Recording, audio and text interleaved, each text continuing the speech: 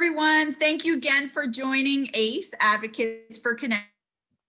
I'm Kym Sarubbi, the chairwoman. We're going to just go around real quick and everyone can introduce themselves. Today, we're going to be talking about technologies that have been used through COVID, what has worked, what hasn't, what do we see is going to be taking us into 2021. So Dave, I will hand it over to you and then you could go around the table with introduce themselves. Sure, I'm Dave Haynes. I'm the editor of 69, which is a blog I've been writing forever about digital signage. I also do a lot of consulting in that industry, working with end users and vendors. And I, in the past year or so, seem to be doing an endless amount of moderating of these sorts of things. And on this one, our first guest is Lloyd from AVIXA. Joey, do you want to kind of explain what you're all about? Oh, well, hey there. My name is Lloyd, as Dave so kindly said, and I am the Senior Director of Communications for AVIXA, the Audiovisual Integrated Experience Association. And we are the industry org for all things AV. And it has definitely been a up and down crazy year, but we're excited to continue to be involved with ACE and all the great people on the call today. Kym Frank. Hi, Dave, and hi, everybody. This is Kym Frank. I work for Geopath. We are a nonprofit industry association that is responsible for measuring the number of people who come into contact with out-of-home advertising. Thanks for having me today. Nice. And you not only work for Geopath, you run Geopath. I do. Let's clarify that. Beth Warren from CRI and the Digital Signage Federation. Dave, Beth Warren. I'm with Creative Realities. And I run marketing for our digital signage company, and I preside over our retail practice. So in doing that, we help end users, brands, and in my case, retailers, create connected experiences around human-centric behaviors. All right, Bryan Meszaros, who I think you have a paper route for the Bergen County Record, right? Exactly. It's a Jersey roots now. Yeah. OpenEye Global. OpenEye Global. Yeah. So I run experience design agency called OpenEye Global, and also on the board of directors for SEGD. And speaking of SEGD, the CEO. Hi, thanks, Dave. I'm Cybelle Jones, and I'm the CEO of SEGD, which is a nonprofit organization of designers that are working at the intersection of the physical and digital realm. And we're all about communication and design and in space, and just happy to have ACE this year as a way to kind of be able to commiserate with peers around hot topics. So thanks to Dave and the team for pulling this all together. All right, so we've had an interesting year. We've had a number of these roundtables, and I've spent a lot of time talking to people online about 2020 and everything that's happened, and what technologies have been brought to bear to kind of deal with the change, particularly in retailing and access to public venues. And I'm really curious to hear from everybody. What do you think has really kind of caught on versus stuff that maybe we all thought was going to be a big deal and maybe did not after all? And I know from my own experience, when COVID hit, I was thinking in terms of, well, this is the end of touchscreens. Nobody's going to use touchscreens for the next year and a half or whatever it may be. Reality is, if you talk to the manufacturers and you see the research, touchscreen usage and buying has actually gone up, because what it does is it allows you to be somewhat contactless. Maybe you are contacting a touchscreen, but you can clean off your hands after that. But it means you're not talking to a sales associate or at an order counter where you're 3 feet away. So Beth Warren, I know that you suggested this as a topic. So what have you seen? I've seen so much, and all of it really good. I think that what will stick, what's here to stay, is click and collect. I do buy online, pick up in store, buy online, pick up curbside. I do. Because number one, if you don't have to go into stores and you can have all that done for you, why not? So the convenience factor has really, I think, enabled a lot of digital acceleration. So from that perspective, I think that's only going to continue, and it's going to get less and less. There's going to be less and less friction associated with that. And I do think that there's a wide open space too for companies like ours in the digital world to be able to facilitate that, even more so than perhaps we have. Just Mhm. The whole curbside, Yeah, go ahead. the curbside pickup thing is interesting. That's something that's been around for decades, really. I can remember groceries having that sort of thing and having lanes where you would pick up, and they came and they went. They never really stuck for various reasons. What's different about 2020 other than, the really obvious crazy things that have happened? But why is it now sticking? Because it was convenient before too. I think that the mobile technology has improved. I think the back end systems between e-commerce and mobile have significantly, accelerated in terms of functionality and performance. And I think it just makes it that much easier for people to feel good about it.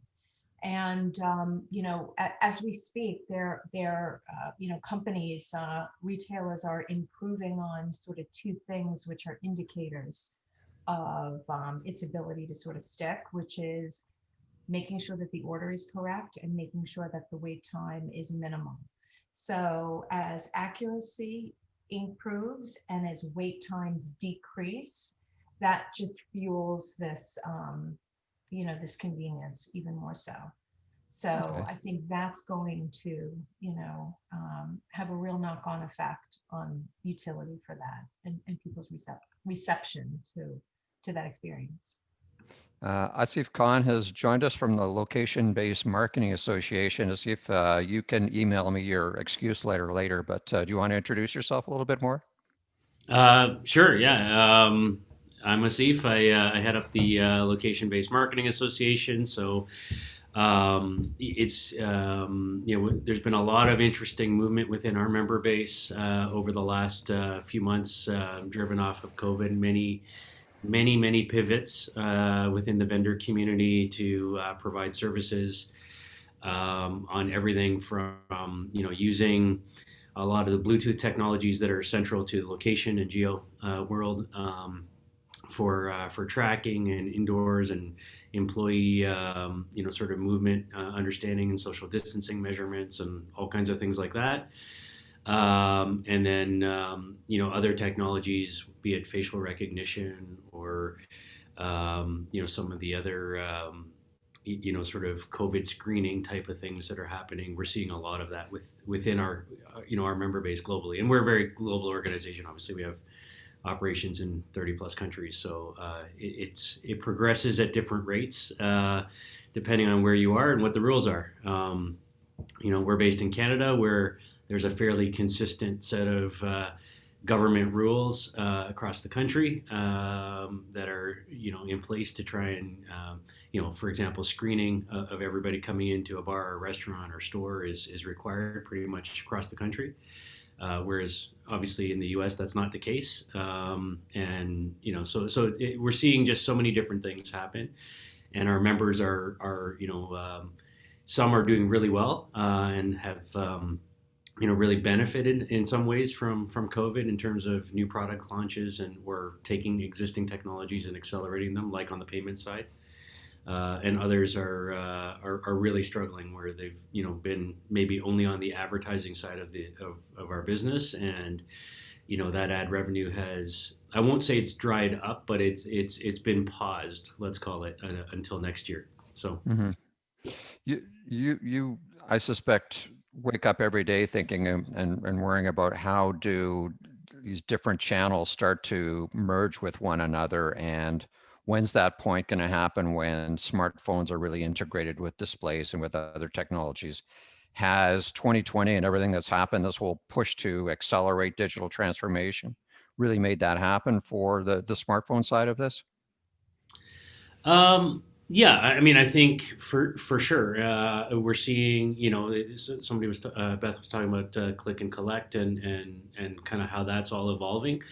We're seeing many of our members, especially in the restaurant and retail sector, are embracing smartphone as the device that sort of initiates that order or that request or that, pickup or that notification or that payment transaction or what have you. So it is coming together. I think there's still a ways to go in terms of connecting that phone to the digital signage platform, as you walk by, or personalizing content or, things like that. We're not quite there yet. The other interesting thing is for us at the LBMA, we cover all media, so television, print, radio, all of it.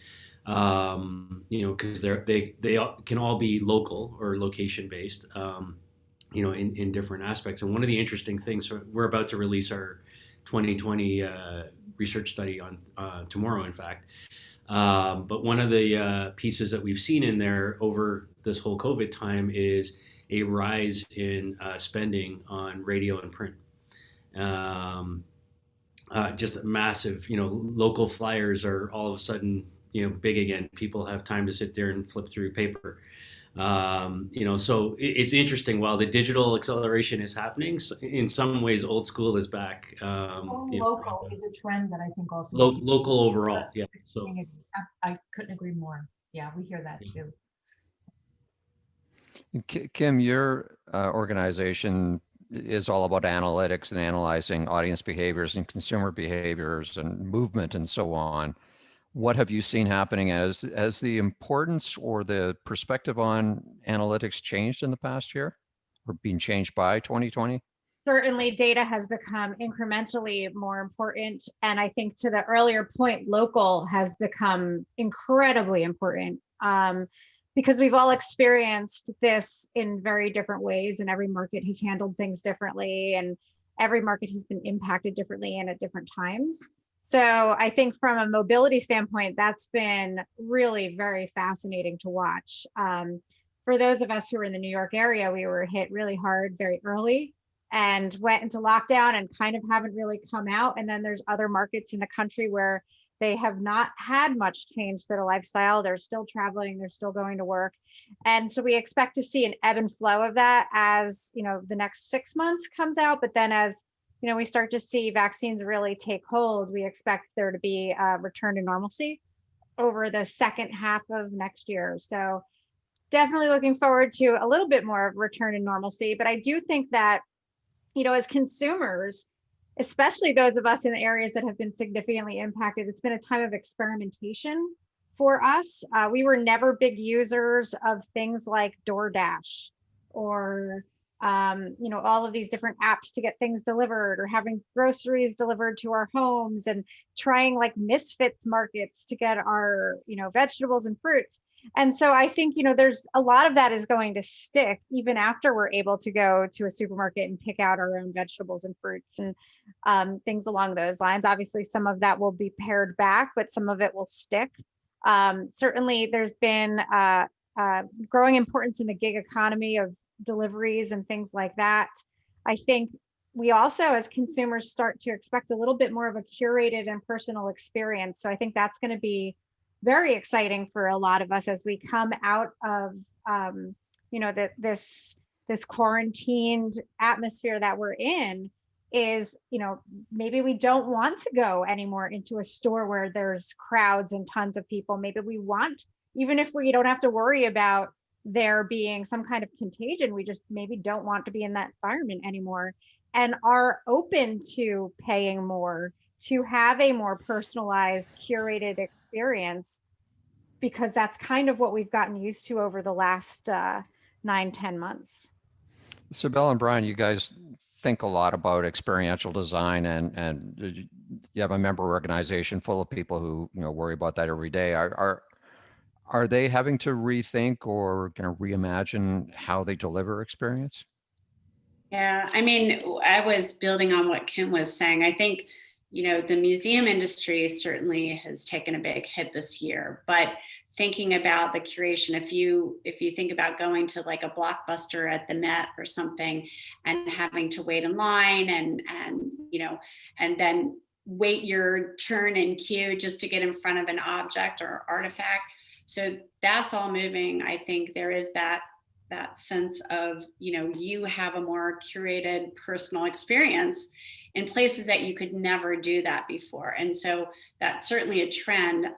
Financially, how they balance that out, I don't think they've gotten to that yet, but there's moving towards this kind of hybrid. So some people be able to have that experience in person, but then how can you have a platform to have some of those experiences, virtually and digitally? So I think we are being forced, and I'm just talking right now on the museum industry, and Bryan can talk, maybe more in the digital communication specifically, but I think they've been more on the traditionalist side, even though they're moving into interactivity. The other thing is gesture technology, and that was really, that was definitely being developed in museums, but now with people being adverse to touching things, and we worked so hard on getting touchable experiences in museums, and now it's like we have to do the opposite. But I do think that gesture technology, personalization, whether that's through QR, RFID, your own phone. Nobody wants to download an app just to do an experience. So museums are really advancing that technology, and our designers, I think many of them were pushing their clients to move that way. And now the clients are realizing that this is something that they need to integrate anyway. Yeah, and I think just building off of that, I think you can't kind of ignore some other technologies that have been around, but I think matured during this period. I think one of them is AR. I think that has been a technology that I think a lot had sort of looked at it. I don't want to say the word slapstick, but just not a lot of emphasis on it. And I think, in museums and themed entertainment and other, space and other public environments, to where you can, allow people to view a different perception of the space without having to touch it or to, just have to wait in line to see an artifact. I mean, there's those opportunities, and I mean, that extends even into retail. There's a lot more retailers that took those technologies more serious than before, even into out of home, I think, during this period. But it all goes back to that sort of frictionless experience. I think, Cybelle was right. Gesture is definitely was something that people were thinking about even prior to COVID. Unfortunately, the disadvantage was these environments were not deemed essential as retail was, and so they were shut down. It did create an opportunity for a lot to experiment if they had the financial means to do that. But I think when they do reopen, I think these experiences are what visitors are going to expect. And I also think digital signage plays a role in that too. I mean, not to undersell that too, because you do have this opportunity for visual storytelling, which was a key component to a lot of museums as well. And you have to cater to not one-to-one, but one-to-many. And depending upon how you do it or position it, it creates that opportunity. I mean, same with, I think, AR and gesture. I mean, gesture probably the exception, but AR, I mean, you got multiple people engaging with an artifact and being able to keep distance by using their phone as a device. So I think those are, some interesting trends to see as they continue to take shape heading into next year. It's an interesting time though, because you're all talking about these technologies and curated experiences and everything else, and being brought to operators of venues, whether they're retail or museums or whatever it may be, at a time when, unless you're a grocer or a DIY store, you probably had a really crappy year, and your budgets have been trimmed and everything else. So how do you balance making these new investments, not only in capital costs, but the resources to make them happen, and maybe a third party to deploy and everything else when your budgets are being trimmed? Yeah, that's a good, I'll take a stab at this one first. That's a good question, because I sort of wondered that myself. There's a couple of clients that we have that are just putting capital into properties for next year. And I wondered too, like, why are you doing that after such a bad year where you got beat up? And some of it is the mentality of the great reopening. Some of it is we want to be the first out, or we want to deliver on this promise that we've established with our clients during lockdown, that we promoted or talked about on social, that it's a safe environment, it's engaging, it's unique, and they want to be one that come out and I don't know if the word is innovator is the best word to use, but I think they want to be one to show that they're willing to invest in continuing that relationship they had with their customers before everything shut down. So plus also you gotta look at too, I mean, I think a lot of those capital budgets were then put on hold and the money's still there and it just gets, fortunately rolled over into next year. That's not the case for everyone, even on the themed entertainment side. I think just some are fiscally smart and some of them have some really good creatives that are behind the scenes that are thinking like that, but it's a mixed bag. If people can't come to the store, taking the store to the home is part and parcel to giving augmented reality and other types of experiences, virtual try-on and such, a new role in the promise of retail and being able to continue building relationships with folks who aren't quite ready to come back in and browse. So it has, I think, a real role at home as opposed to putting augmented reality or virtual reality in the store context. So that's how we've been sort of guiding clients. And as far as the sales associates are concerned, to answer your question too, Dave, is redeploying them in new ways to make them valuable.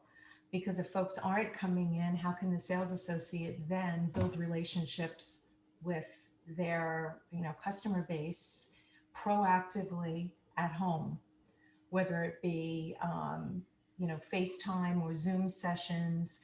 Verizon is doing a really, really good job of redeploying their in-store staff to be able to handle the sort of telecommunications, if you will. And we've seen some fashion retailers do that also, back to the notion about building community and making sure those relationships and value, their promise and value propositions stick with the community while people aren't shopping in the sort of local stores at this point. So I think those are ways that retailers at least are finding additional efficiencies in some of these technologies. And I just wanted to add something to that. So what we're seeing here, so Tennessee hasn't really shut down much. And what I found is that some places are adding a COVID compliance fee or whatever you want to call it per ticket. So, and people seem to be fine paying that. And it could go from everything from how they clean to the technology they're putting in. And I know that it was I'm pretty sure it was the state of New York that passed that said restaurants were allowed to add a certain dollar amount to each, ticket. Transaction? This was at restaurants in New York. However, this is being done in retail in Florida. It's being done in Tennessee, and just adding really everything from 25 cents to $1. I've seen up to $1 per ticket in some locations. And when you look at, I know a restaurant in particular, they're seeing 5,000 tickets a week in some locations. That could be a big number that could help you to put a lot of technology and safety precautions in place so that when people are coming back into the restaurant at that level, everything's already there. Joey, AV touches all of these things that we're talking about. And I know AVIXA has a research team and you spend a lot of time talking to and monitoring the sentiment and the activity of the industry. Are there certain technologies that have done better than other ones through 2020 and have maybe a brighter outlook for 21? I think overall what we're hearing from our members and what we're seeing has more to do in the corporate space and the education space than in retail. I think, at the beginning of the year, as we sort of settled in with COVID, we thought we were going to see these hybrid displays that had hand sanitizer and temperature checks and sort of all of this crazy futuristic stuff. And although we've heard about it, we really haven't seen a lot of it in actual implementation. But in the corporate environment, it's been figuring out how to deal with this new hybrid workforce. We've got so many people working from home and will continue to work from home. Especially when we look at those Fortune 500s. And so it's the technologies that are sort of re-outfitting and figuring out how do we handle this work from home workforce that we now have? How do we keep them engaged? And so a ton of investment across unified communications. I mean, just thinking, all of us sitting today on Zoom, we're all sitting from our homes, getting ready for the holidays and creating those environments. And the same in education, both K-12 and higher ed, in figuring out how they can deal with bringing students back, what are the next steps and what are the technologies there. So although it's been spotty across the board and it's been a tough year, there are some bright points in areas like that. And one of the things I read recently that I found quite interesting is, particularly for retail, is if you work in retail, your job is probably, or there's a decent chance that it's changed in the past year. I was particularly intrigued by Best Buy, which is redesigning a whole bunch of their stores so that they have much larger areas allocated for packaging, staging, and fulfillment of click and collect stuff that Beth was referencing earlier, that they need to set aside part of their physical footprint of their store just for that. And there are store staff who maybe aren't talking to customers. They're like moving stuff out and getting ready for people who show up in a pickup lane or whatever it may be. So it's the whole idea of experience for retailing and experience as a worker has changed. Yeah, I think this is a time where we've all just gotten really lean and resourceful and scrappy and been open to experiments and changing the way we've done things and thinking outside of the box because we've been allowed to. So, I think that really spans the gamut. And even when we think about our office spaces, right? I mean, we have office space. A lot of us have longer term leases.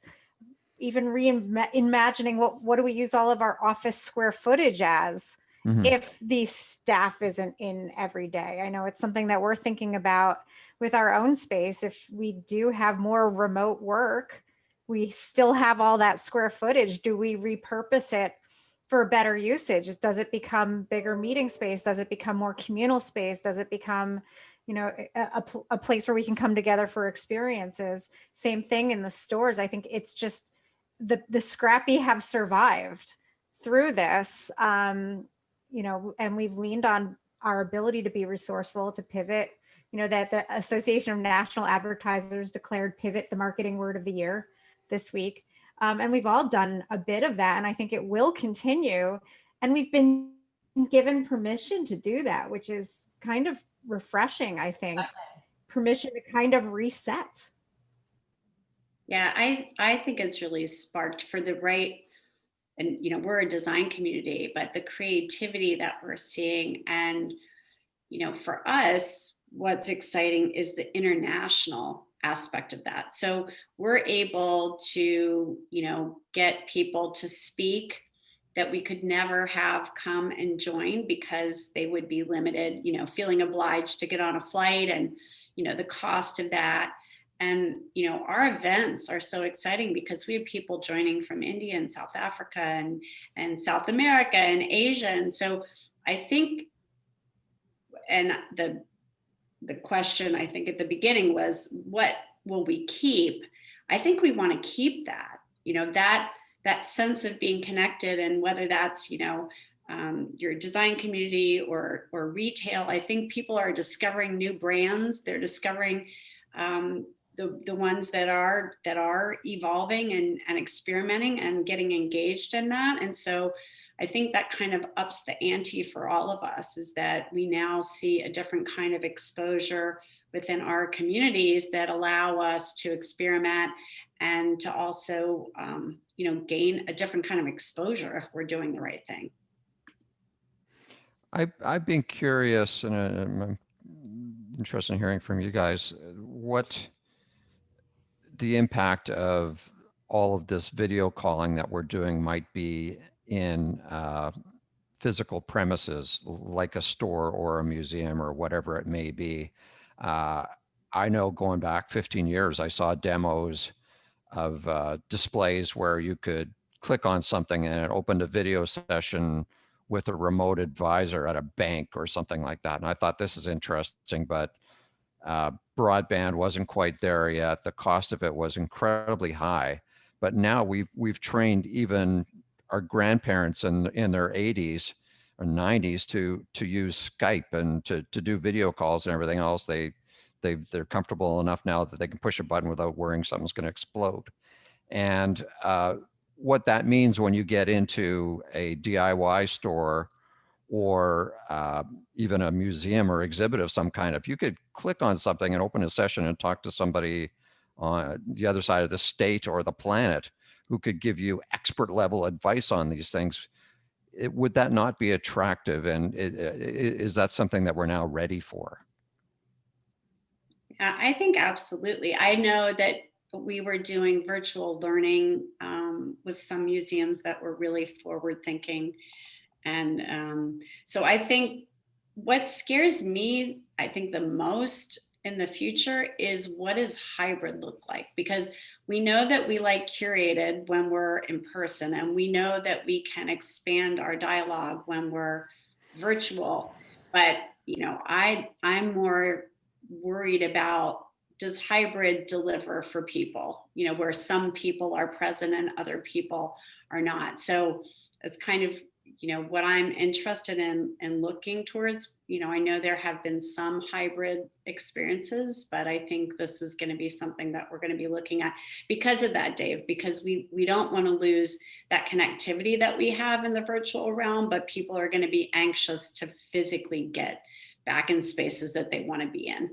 Mm-hmm. I mean, I think really valuable point that you bring up there.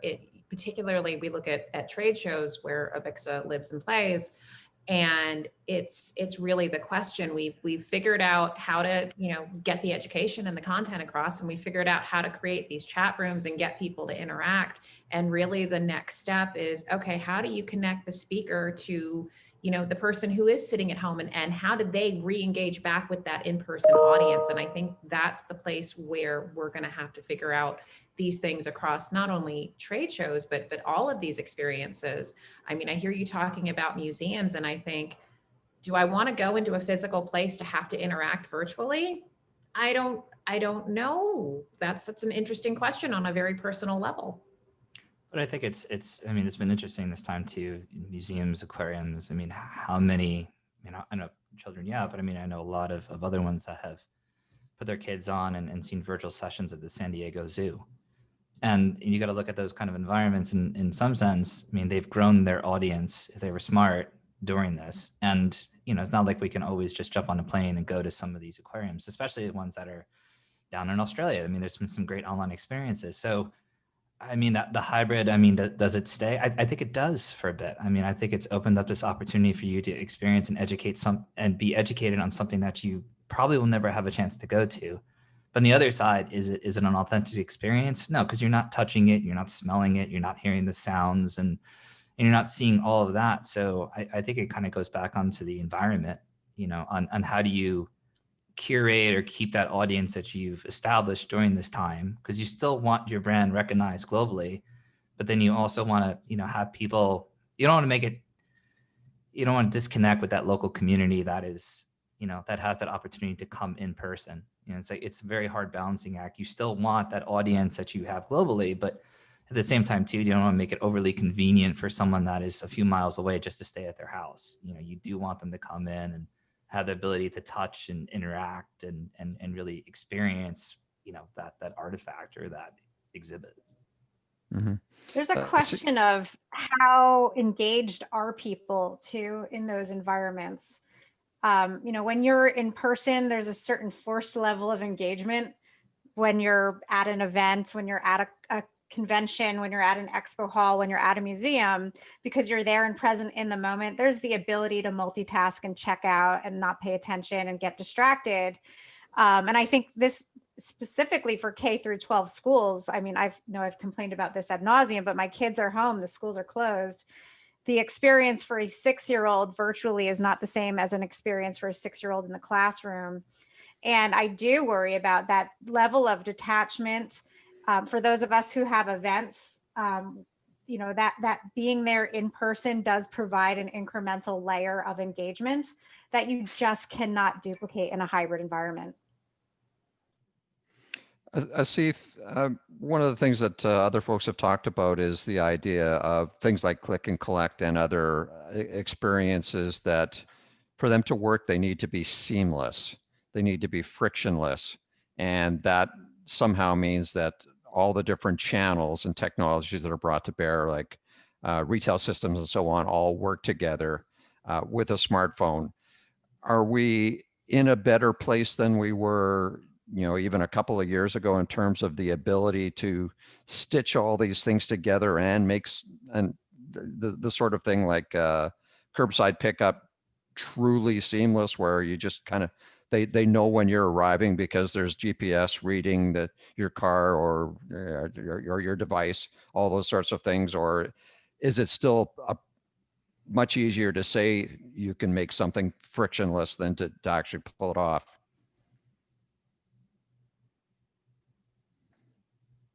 Sorry, I think there's still a long way to go, but I think great strides have been made in the last number of months, and we've seen all sorts of retailers really adopt technologies that they weren't even thinking about maybe 6-7 months ago, that bring some of these things together and make it seamless. So the idea of if we look at a brand like Starbucks that was, a very forward thinker on this type of technology in terms of, you have the app, you place the order from home, it knows where you are, a la sort of reverse Uber lookup kind of thing.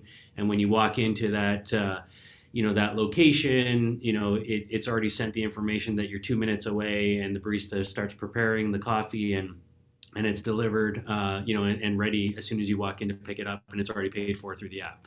So in that sense, it's coming together and it's frictionless and it's easy, and we're seeing many, many more retailers and restaurant chains start to embrace that, driven off of COVID. But I think, the other part of it is that where there's still a lot of opportunity is on the data side of things. A lot of the data is still very siloed. Like, the transaction data is kept in, you got platforms like Squirrel and Micros and all these guys doing their thing, with the transaction data. And then you've got, like, on our side, you got the location visit data, in a different system over here. And then you've got, sort of the ad activation piece in a whole separate system, and looking at the attribution and the measurement of whether that works.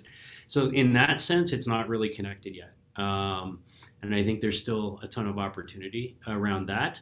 And I think what we're seeing now is a lot of the artificial intelligence efforts that are happening are really being oriented around bringing some of those data systems together to uncover new insights by kind of linking the data together. I think that's what holds back brick and mortar, Dave, is those legacy systems that are difficult, that are siloed and hard to bring together. But there's been amazing strides in software platforms that plug in and allow those systems to talk better with one another. So we can improve attributes that are important to satisfaction, and utilizing these experiences, natively. So I'm hopeful. Are you hopeful, Asif? I'm extremely hopeful, but I think the challenge is that it's not just about connecting the data together. I think that's still a hurdle, and I think we're getting to the point. I think it's getting easier, and the connectors are being built. But the problem is the interpretation of that data. It's not good enough to say, okay, now all the data talks to one another and it's all in one system. Great. Well, who's going to tell me what to do with that data now? Where's the ability to act upon it and the interpretation of it? The data analyst is still the missing gap in every business out there today in terms of acting on that data. Like, I mean, we, separate from the LBMA, I run an AI company, and the number one thing we hear from customers over and over again is, don't give me more data. We have lots of data. Tell me what to do with this data. How do I actually act on it? How to move my bottom line? And, so they're looking for you to interpret it.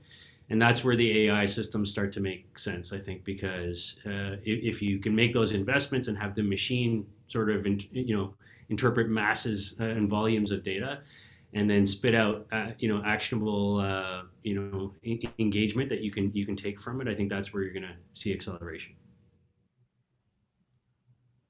I'm curious about what was referenced earlier about local businesses, and it's one thing for a Starbucks or a Lowe's or Home Depot or Walmart, whoever it may be, to put all these systems together and deliver a seamless experience or whatever it may be.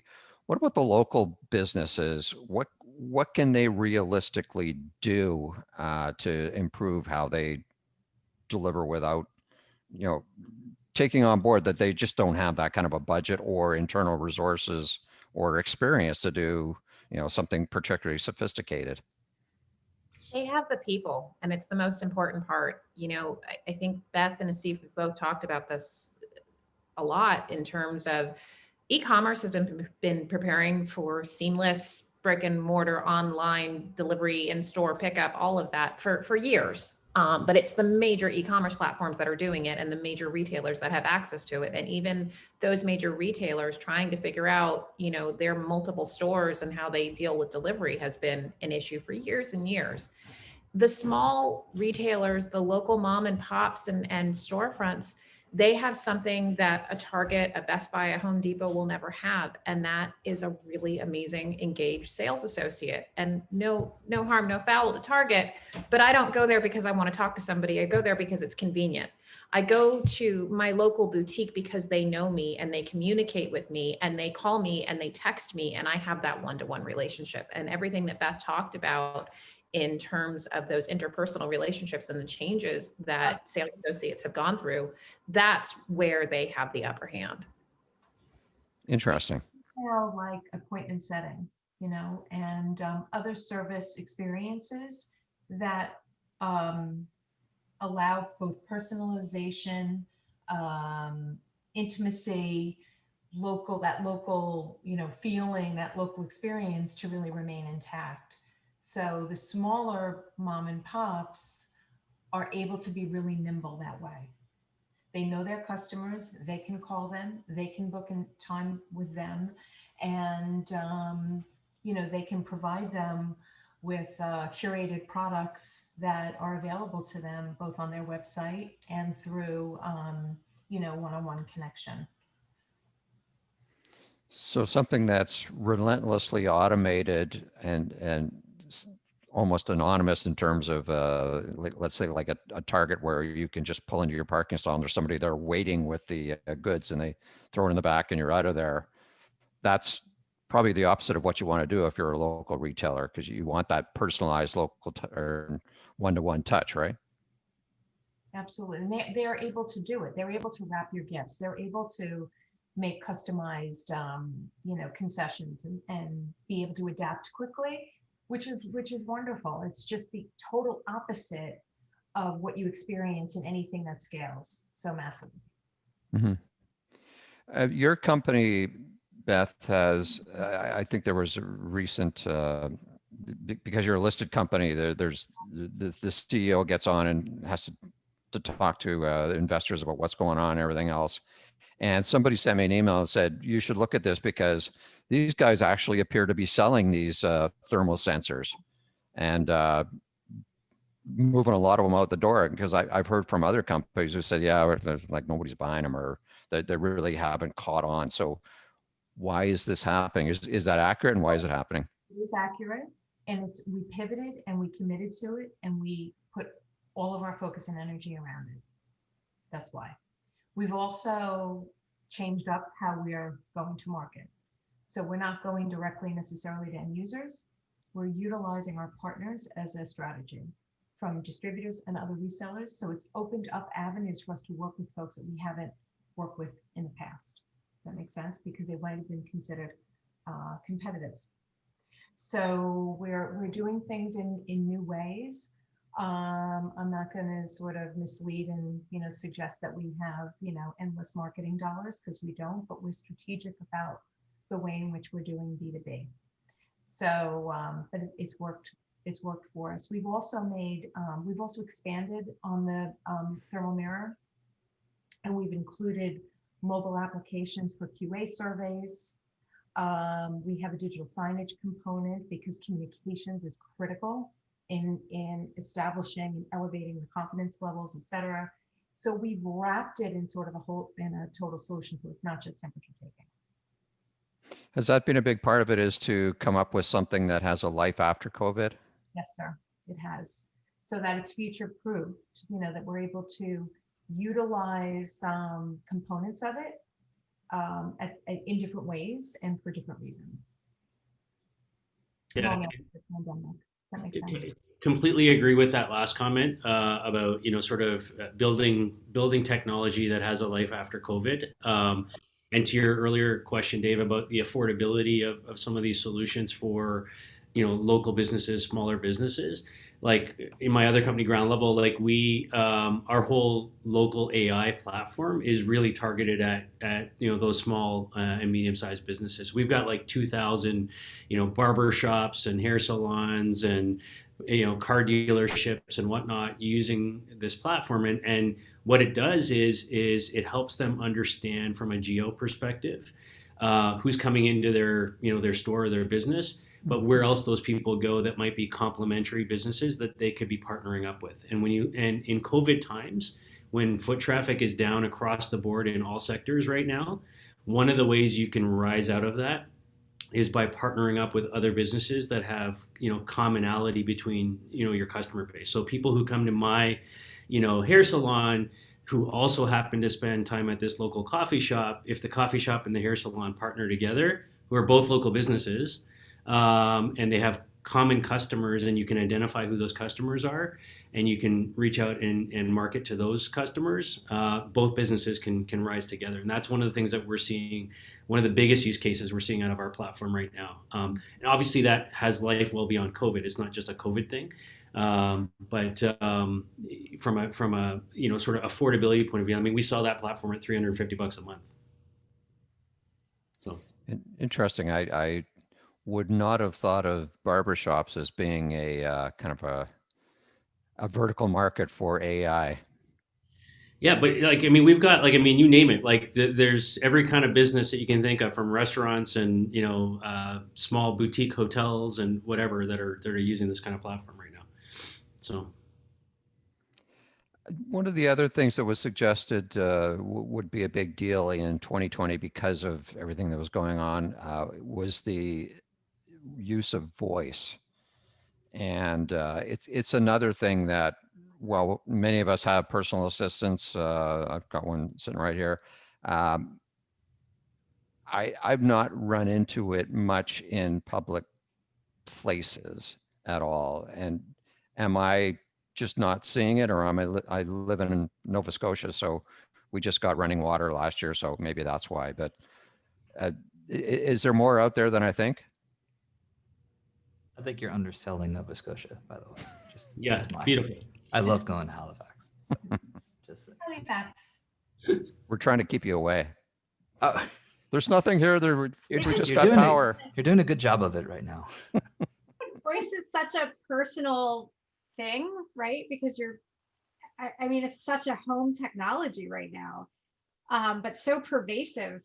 We used to joke 5-10 years ago about our kids trying to touch the TV and not understanding why the TV wasn't responding when they would touch it. And I think that's the new voice now is, my 6-year-old wants to talk to everything in our house, but there's still that divide when you're out in public that you're talking to things. It's just, I don't think it's really reached that scale where it's socially acceptable to be talking at things while you're out and about. There's also interference too. There's ambient noise in the background, which makes it really hard for, waking up those responsive devices. So there's some technical stuff that has to be worked out. But I think it's a wonderful idea, and I hope that we hear more of it and see more of it. Yeah, it's interesting. We just did a feature. One of our members just opened the first voice activated museum in Washington, D.C. called Planet Word. And, we were so excited to see more gesture technology, but people being able to use their voice to activate. And then you can speak in different languages and you can access things. So I think we're just at the beginning of that. Certainly remember when, I worked on projects with RFID and they would say, well, how can you identify one person from the other? That technology will get better.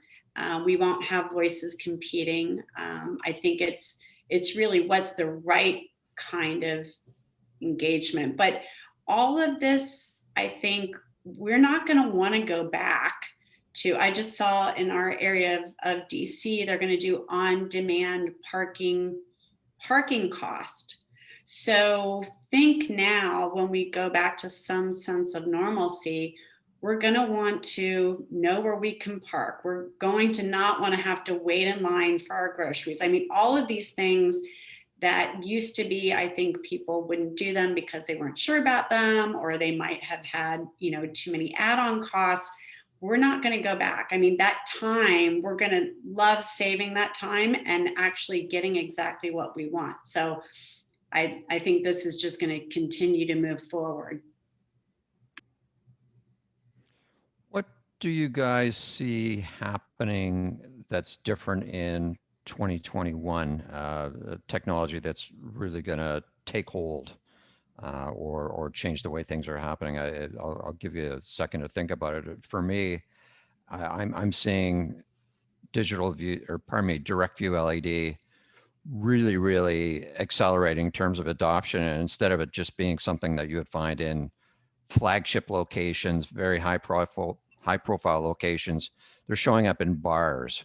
I wrote a piece about a bar in Green Bay, Wisconsin that had a very large kind of overhead display above a bar that was fine pitch and everything else. Would have cost a lot of money, but now it's getting mainstream to a point where you're finding that kind of technology all over the place, and I think that'll just continue to accelerate in 21. Who wants to be a soothsayer? Oh, I'll go out there. It's not so much. The one that's going to be interesting to watch, I think, is Amazon. Their just walk out technology. Obviously they're still testing it in the grocery. Mm-hmm. There's been some articles I've seen that popped up, and some other ones that have looked at it for adoption.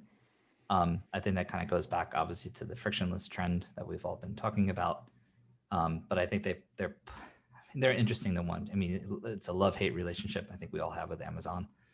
But I think for what they've been experimenting with and what that capability is, it's certainly very much on trend. And I can see a lot more retailers and even museum environments or so just embracing that, because it just makes it easier for you to come and go without having to worry to go into your wallet and just track that purchase or that interaction. I want it for Costco. No big damn line. You just pick up what you want. It's the beauty of it. You don't have to stand behind and watch something, especially now. It's the convenience factor of it. I don't have to stand behind someone and just watch someone struggle at the self-checkout. I just want to strangle them sometimes. I didn't say that.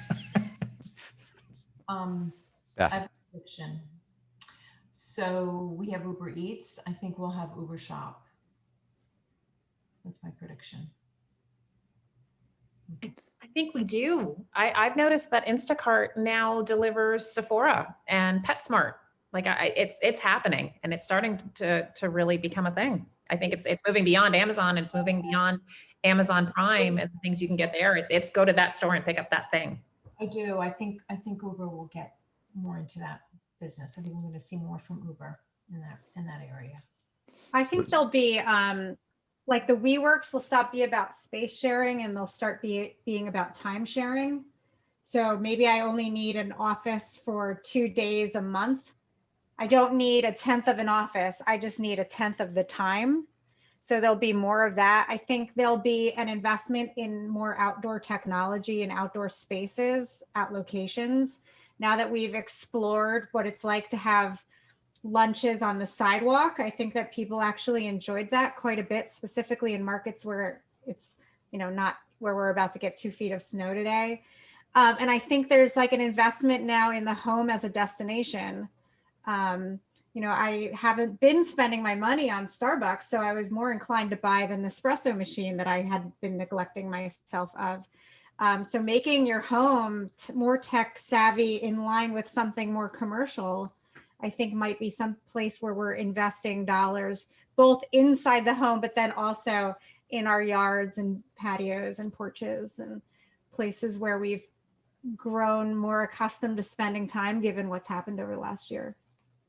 Yeah, I agree, Kym. I see that our field of design is going to move into, we've always been about placemaking, but I really feel like communicating, responding to people in outdoor environments through digital means is going to continue to grow because people are enjoying that. It's a different kind of feeling. It's different sense, whether that's, nighttime lighting experiences that you can share with your family where you're socially distanced. I mean, I think people really are enjoying that. And it's a new kind of entertainment that, was around, but people are really embracing that. So I think that hopefully with the lack of people spending a lot of time in our urban centers, that will activate these centers in a different way. So you're seeing people transforming things that were, before it was just a plaza, now it becomes a movie theater, those and kind of how we do even music and things like that is really going to evolve. And so I see a lot of excitement around that. Yeah. All right. And then from my side, I think one of the biggest things that we're seeing already that I think will really manifest in 2021 is sort of the blending of health tech and retail and location and mobile tech coming together.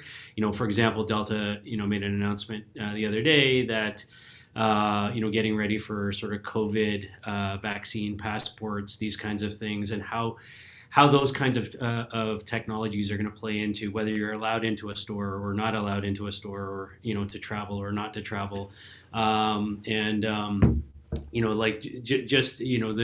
the awareness of somebody's health status, and how that's going to play into how we move about in the world, and whether it be a cultural experience or an entertainment experience or a retail experience. I think that's going to be really, really key. We're seeing a ton of movement around wearable technology right now in our ecosystem here. I think that's going to be a big piece. And then the second thing is the further acceleration of the telematics space, or the connected car environment is really big right now. You talked briefly about voice. That's the area where we see voice exploding in 2021, is in the vehicle. And we were just doing a project the other day with Skoda in the Czech Republic, and they've just built a whole LBS offers platform, retail offers platform into the cars directly, and it's all activated through voice and so on. Because and think about it, if you can order something with your voice while you're driving and it knows where you are, and it can be brought out to your car and you don't have to go in, so pulling all that together, I think that's pretty wonderful experience. So Pretty awesome. All right, that was a great discussion. Could have gone on for another hour, but we said we'd do it for an hour, and we're at an hour. So Kym Sarubbi, do you want to finish things off here? I just want to thank you all so much for joining the call, and again, for all your wisdom and information, and have an amazing holiday. Here's to 2021. Let's move forward. 2021. Bye. Bye. All right. Take care, everybody. Thank you, Kym. Thanks, Dave. Thanks, everyone.